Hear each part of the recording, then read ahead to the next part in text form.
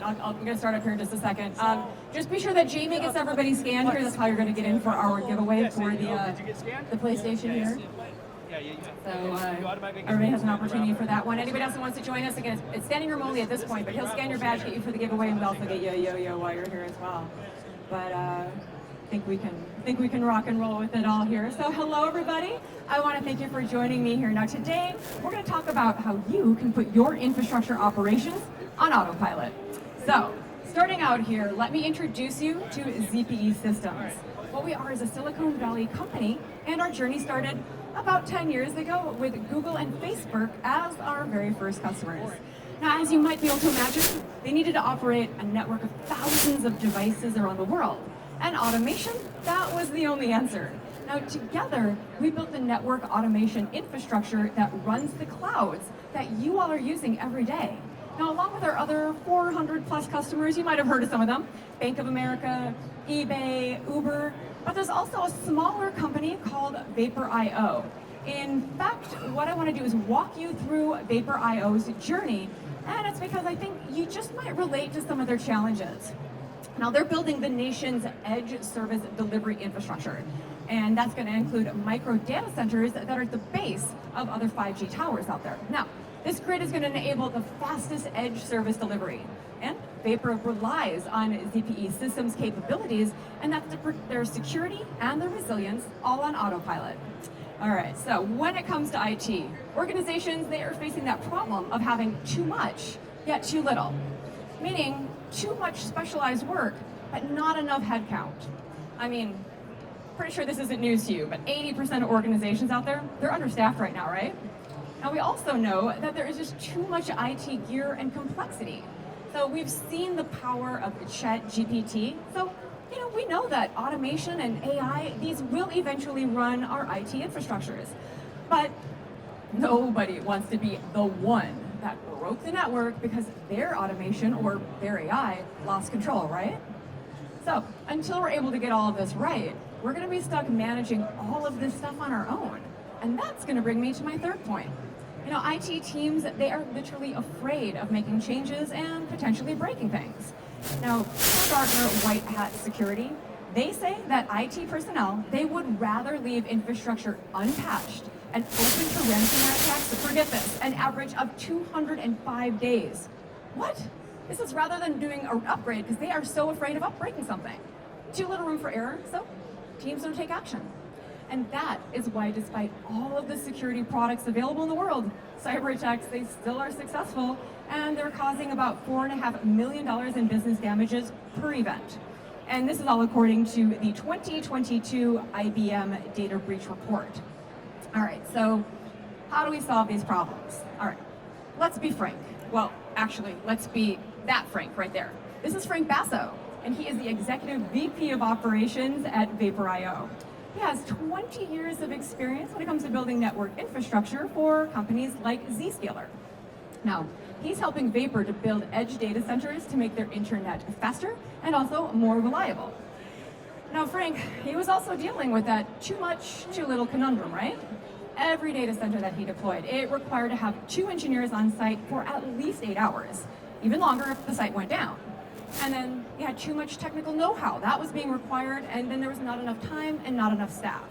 Now, we also had to set aside 5 full rack units per site just for management gear that couldn't integrate into its CI/CD pipeline for the automated deployment and also patching. So that was going to be too much gear, not enough integration. All right, and then all of this, it has to stay secure, right? I mean, there's only so much that Frank can do from the NOC. So downtime, that was going to mean that Frank was spending probably around $2,500 just to be able to put crews on for recovery.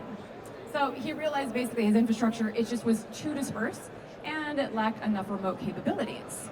Now, basically he concluded it was going to be time to use automation. And he also knew that he was going to have to follow best practice. And this is the kind of stuff that he's learned over the years. So, with his experience, Frank knew that human error, this would eventually lead to downtime. I mean, we all remember the Amazon, Facebook, Southwest incidents, right? One keyboard slip up, that's going to cause outages and it could cost you millions in lost revenue. And then, we have AI and automation, but that's software. Software has bugs. So you could have a simple upgrade or maybe expired certificate that can take down your network. I mean, anybody here may be impacted by that recent SD-WAN box that was going down? If you weren't, you're lucky. But I'll tell you, Frank already knew he didn't want to automate that quick and dirty way. This is something that could cut him off from his infrastructure. So instead, what he did is follow the best practice of building a dedicated and isolated automation infrastructure, and that's what I have shown over here for you in the orange. All right, so Frank followed the proven blueprint, and he built two completely isolated network infrastructures. Now, on the right side, you have the production infrastructure. On the left side, you have the management control plane infrastructure.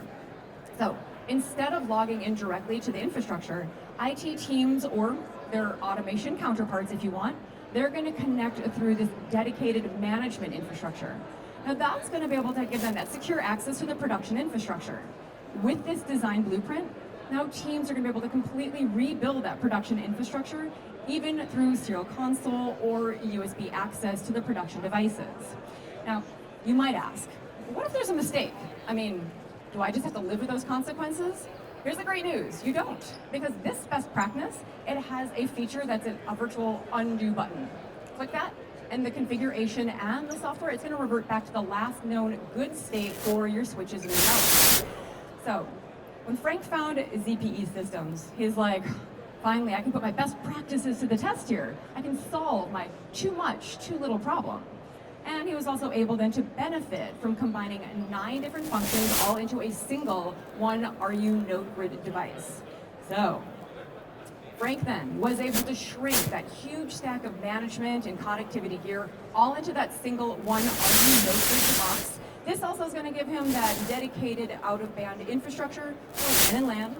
And when it comes to his engineers, they're all running their own flavor of automation and tools, and this is on node grid. Deploying, that only requires one technician to be able to connect the cables, and sites, those are going to come on automatically for you in 1 hour. If for some reason the production infrastructure should go down, then teams are going to be able to remotely bring this back up, and they can even rebuild it from a golden image. In Frank's words, node grid, this is like having extra engineers on the team. So, this now, you're not going to be spending your weekends, anything like that, doing recovery or patching things. So, if you ask why I'm telling you all this story here, it's basically because we want Frank's story to be your story. Automation and AI, we already know that this is helping organizations out there to become more productive and resilient. But of course, it has to be done correctly and it has to be done securely. With our help, we hope to relieve the anxiety around automation and deploy proper infrastructure for putting your operations on autopilot. All right, folks, so if anything I talked about here piqued your interest and you would like to get a first-hand demo on this, we're going to invite you to come on in. At station number 1 over on this side is going to be how to automate data center ops using your next generation serial consoles. Ellis is over there. Station number 2, that one is going to be on how to recover SD-WAN outages like that recent Viptela issue. Station number 3, here we go, Vadi over here, how to deploy automation infrastructure mesh.